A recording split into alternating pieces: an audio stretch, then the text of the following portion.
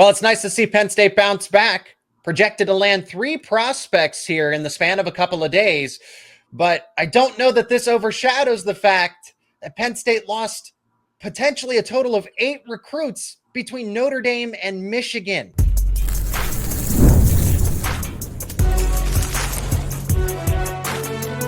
You are Locked On College Crossover, part of the Locked On Podcast Network.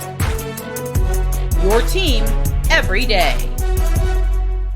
You are locked on to Penn State football recruiting in this crossover episode. My name is Zach Seyko, and I'm the host of Locked On Nittany Lions, your daily source for all things Penn State sports. I'm a credentialed media member for both Penn State football and Penn State wrestling. He is the recruiting expert here with the network, Brian Smith, host of The Portal. To get all things transfer portal, high school football recruiting related, you go to him. Today's show is brought to you by Gametime. Download the Gametime app, create an account, and use promo code LOCKEDONCollege for $20 off your first purchase. Thank you to the everydayers out there for making us a part of your daily routine by being subscribed to the YouTube channel and wherever you get your podcasts. So, Brian, it is great to see Penn State have a few prospects that they prioritize, commit to them, but I can't help but I don't want to overlook the fact that, yes, Penn State's going to get a few recruiting wins here, but it comes on the heels of losing 4 priority prospects to Notre Dame.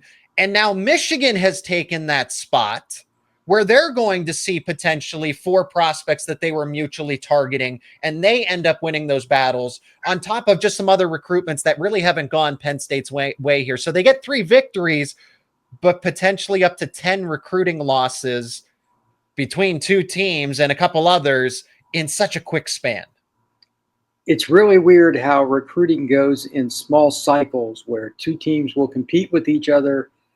But at the same time, it's extremely rare for a program with as much heritage as Penn State to lose that many battles to any one school. It's truly weird. I don't know. The Big Three is the one exception down in Florida because they all recruit against each other for the same school. So there can be some mini runs there. Mm-hmm. But these are schools that don't recruit always across the state lines against each other. They just do it in spurts. So I'm not sure if I've ever seen anything quite like that. The only thing that I would say overall is, like, Penn State got some of the other players that are already committed and have been for months, and Michigan and Notre Dame had offered those kids. It's just more spread out. But in a small pocket, all those decisions at once, yeah, that stinks. And Michigan and Notre Dame took it to them. So now you have to do your best to rebound and finish out the class because they could still have a top 10 group when all's said and done. But, yeah, it's been really weird, Zach. Because Notre Dame was such a big deal. And I guess since it hasn't quite tangibly happened, again, at the time of this conversation, we could see a bunch of commitments go through. These are, some of them are still projections, but Michigan, Penn State was leading, for example, for Dorian Barney. And that would have been a great recovery commitment after you lose Joey O'Brien and Kari Adams to Notre Dame. Okay, well, Notre Dame's not in the Big Ten, but still regionally, these are recruiting battles that historically have happened and are now a little more apparent in the present.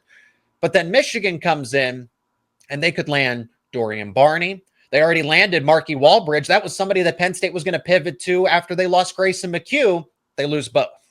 Carter Meadows is still out there. Carter Meadows allegedly has an offer from Michigan that is over $2 million. So that's kind of similar in the Luke Wafel conversation.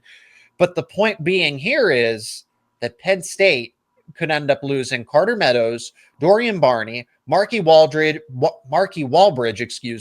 and another mutual wide receiver target in Travis Johnson, who did visit Penn State, but then went to Michigan and now has a projection in to go to the Wolverines. Yeah, I don't know what to tell you other than Penn State's just taking the wrong end of this one. Sometimes you recruit and lose. Even the heyday of like Bobby Bowden when they had the number 1 class almost every year, they'd still lost kids. So it's interesting that you have this little run going on right now, and Penn State's still in the position they're in. Because I'd say they'll end up with the top 15 class conservatively, and they've got a few more kids we'll talk about here in a little bit that are likely to end up with the Nittany Lions. But my guess is some of the kids that commit now, they could still end up with to maybe 3 months from now, 4 months from now, 5 months from now. Because it's still a long, long way before we get to National Signing Day. That's first week in December as a reminder to everybody. I think Penn State will be in a pretty good spot, but this is weird. Like I've followed recruiting a long time, and off the top of my head, I don't remember anything quite like this. And that's why some people are just going to say that there's no concern here. I think it's a different story. It doesn't really have my attention. Sure, it stings if they're going to the SEC. If this was Georgia, because Georgia did this in the past. I think this was a couple of cycles ago where Georgia had won 3 recruitments, and it's just like, well, they're Georgia, they're national title, they're the national title defending champs, that kind of thing, where it's not as personal. But it's when it's Penn State, Notre Dame, fresh out of the college football playoff semifinal. It's Penn State's priority targets within the state of Pennsylvania, all going to one destination and then all going to another destination. So it's not just about taking recruiting losses here and there. It's the volume all to the same schools at the same time. Yeah, again, I really don't know how that happened, but at the same time, with the overview of looking at recruiting, there are some weird things. And that's why I follow it. The cyclical nature of which schools end up on top is the one consistent, but the process to get there can be very, very wild from one year to the next. I will still project Penn State with a top 15 class and possibly top 10. There's still a few guys down the stretch we got to wait. We don't know. Like, if they somehow got Carter Meadows, that changes your class because he's an elite 5-star kid as an edge rusher. That aside, Penn State does have a problem here because this can't fester and go into the next class. Like Michigan and Notre Dame are very active in the class of 27 already, just nationally. So let's just use that as an example. Penn State needs to figure it out, and they need to figure it out right now. So we'll pick back up with it, just how concerning this is. Could it materialize into something worse? We're also going to talk about the 3 prospects that have committed at this time or are in the process of being projected to Penn State. So there are close to a dozen losses, but they are getting a few victories here on the recruiting trail. We're going to talk about more of that coming up next here on this Locked On Crossover. And this episode is brought to you by Gametime. You got to download the Gametime app because buying tickets to your favorite events should not be stressful. Gametime makes buying tickets fast and simple. And prices on the app actually drop as it gets closer to game time. So summertime, baseball, great day to go to the ballpark. And ticket prices will actually drop on Gametime as it gets closer to first pitch. You'll have incredible last-minute deals to choose from, clear seat views, which is my favorite feature on Gametime, and the lowest price guaranteed that takes the worry out of buying. So you can find Major League Baseball tickets. And if you've never been to a venue or a stadium before, Gametime gives you a point of view preview ahead so you know just what your seats would look like before you get to the stadium, the venue, or the event. And you can get tickets to Penn State football games ahead of time. So even in the offseason here, even before games for Penn State are still a little further out, you can purchase tickets ahead of time with Gametime. Take the guesswork out of buying tickets with Gametime. Download the Gametime app, create an account, use code LOCKEDONCollege for $20 off your first purchase. Terms apply. Again, create an account, redeem code LOCKED, COLLEGE, LOCKEDONCollege for $20 off. Download Gametime today. Last minute tickets, lowest price guaranteed. So, Brian, that was an interesting point that you made about 2027 and something that I had brought up because I've had a portion of this conversation already, and that I don't think that it goes into 2027. I mean, maybe it does with some individual battles we don't see down the road, but Notre Dame fans, some that were vocal on social media, immediately said, okay, well, get ready to be worried about when Keemon Spell and Khalil Taylor eventually flip from Penn State to Notre Dame. They're certainly targeting them, but J1 Sider's been after Keemon Spell and Messiah Mickens since he landed in South Bend. And then Notre Dame just recently offered Khalil Taylor, which why wouldn't you? Because he's a pending 5-star. Both of these guys are conservatively top 30 players, meaning that they will be 5-stars as the rankings get adjusted. I say they stay committed to Penn State and that there's no concern here, and Michigan's not in this conversation. This is really more so about Notre Dame. But Penn State's going to have, I think they're taking a hit on the 2026 class because of how much NIL Penn State devoted to the transfer portal and roster retention to make sure that this 2025 team was in as close to national title contending shape as possible.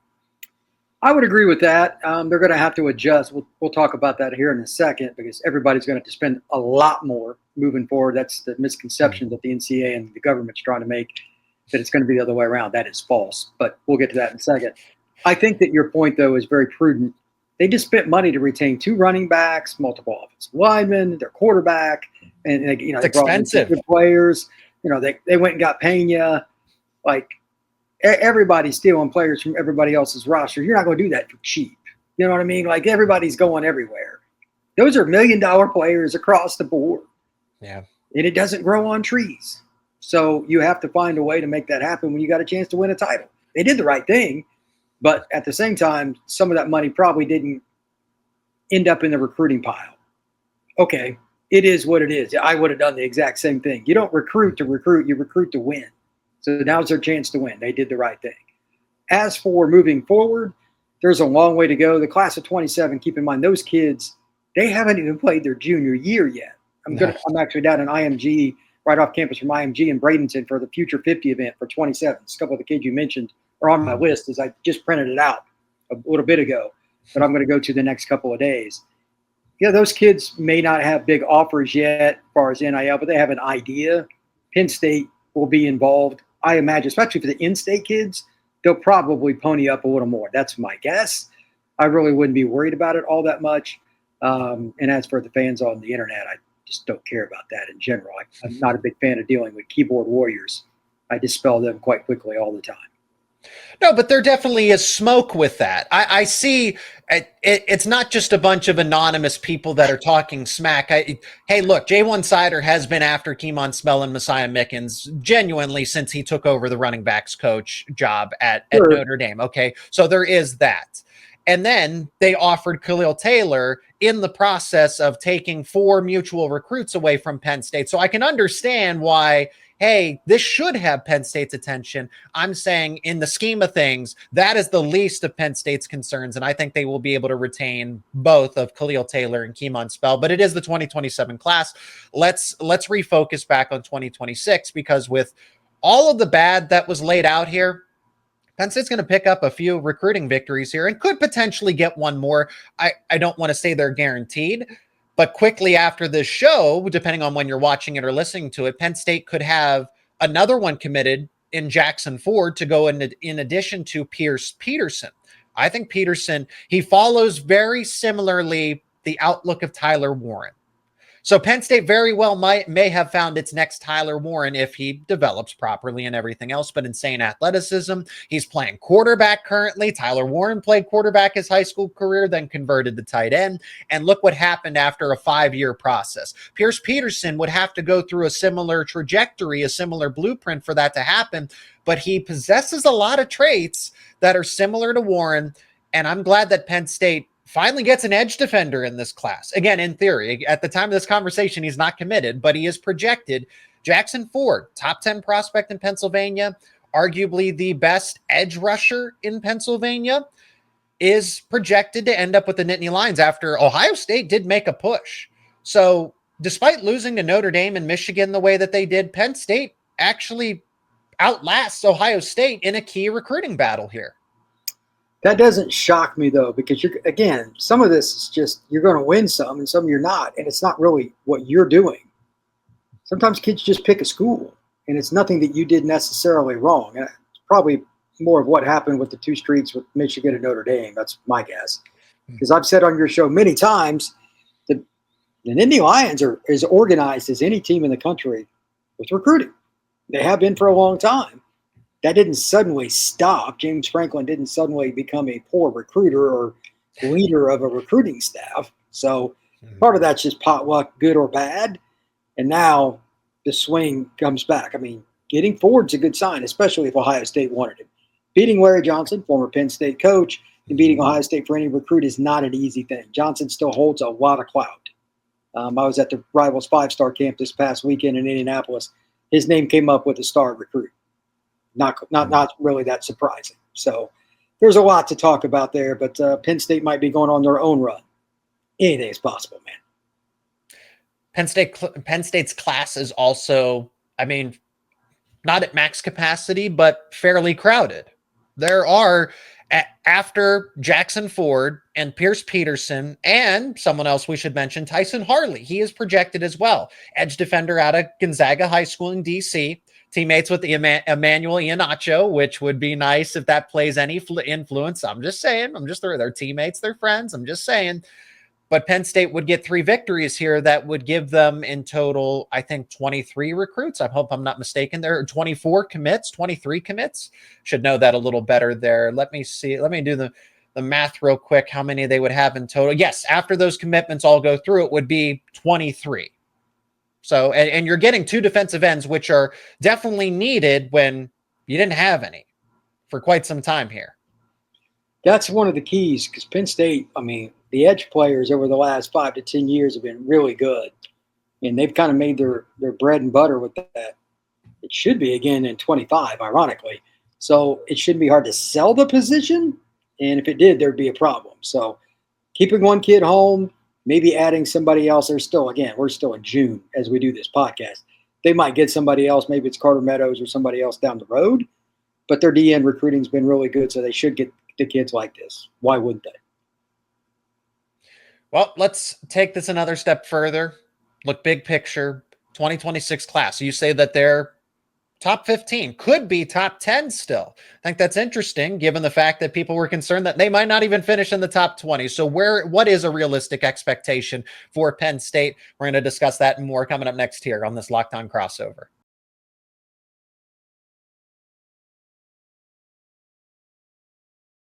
A top 10 class still possible for Penn State.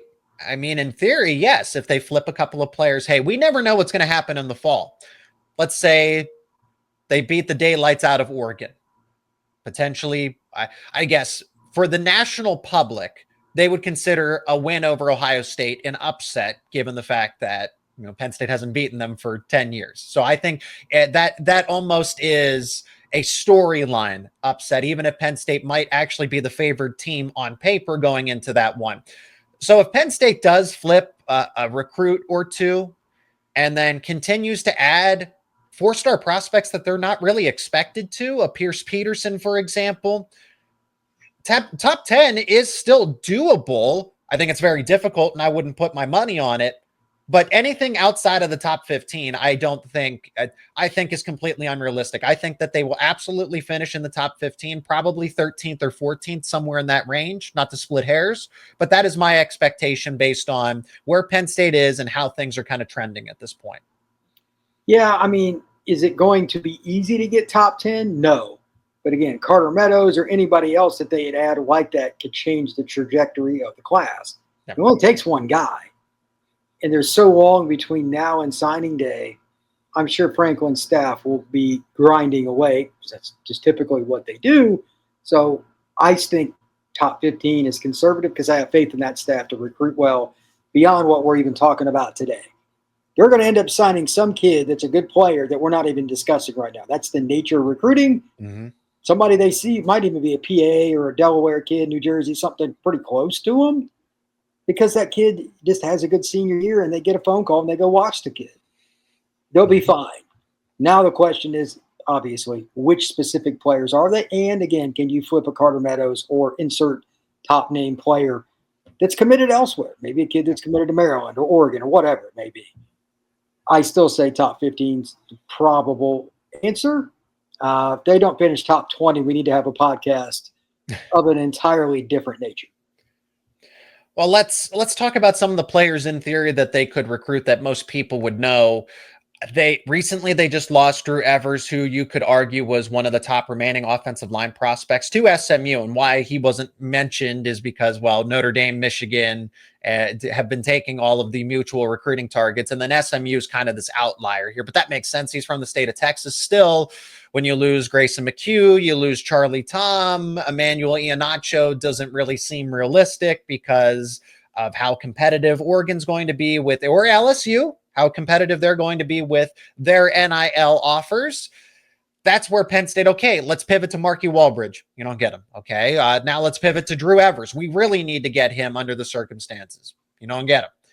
So for Penn State, I look to a Cam Brickle on the defensive line, defensive tackle in particular, where it seemed like Penn State, you and I talked before we started recording, was that, hey, all signs lead to Penn State, right?